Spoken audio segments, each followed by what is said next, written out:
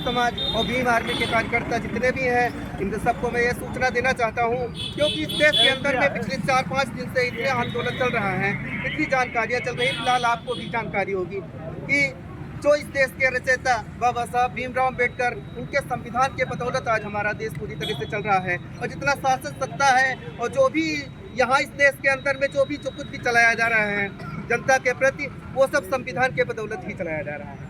और तो बाबा साहब भीमराव अम्बेडकर का भरे सदन के अंदर में अमित शाह ने अपमान किया है। उन्होंने 4 बार कहा है इस तरीके से, अम्बेडकर अम्बेडकर अम्बेडकर अम्बेडकर अम्बेडकर। अम्बेडकर नाम एक फैशन बन गया है। और ये अगर इसी तरह से 4 बार नाम भगवान का लिया गया होता तो शायद स्वर्ग मिल जाता। और स्वर्ग अमित शाह को मैं इतना बताना चाहता हूँ कि ये स्वर्ग और भगवान को आपने देखा है। हमने सिर्फ बाबा साहब का संविधान और बाबा साहब भीमराव अम्बेडकर को ही जानते हैं, क्योंकि हमारा भगवान भीमराव अम्बेडकर है। और हमारे भगवान का अपमान किया है, उनकी हैसियत कैसे पड़ गई कि हमारे माननीय बाबा साहब भीमराव अम्बेडकर का अपमान किया है, उनके संविधान का अपमान किया है, हमारे दलित समाज का अपमान किया है, हमें नीचा दिखाने का काम किया है।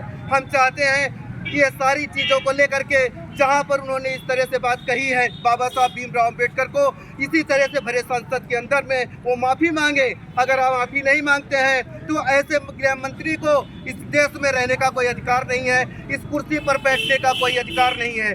जो अपने महापुरुष का, अपने संविधान का सम्मान नहीं कर सकता है, उस देश की रक्षा नहीं कर सकता है, देश कैसे चलाएगा? मतलब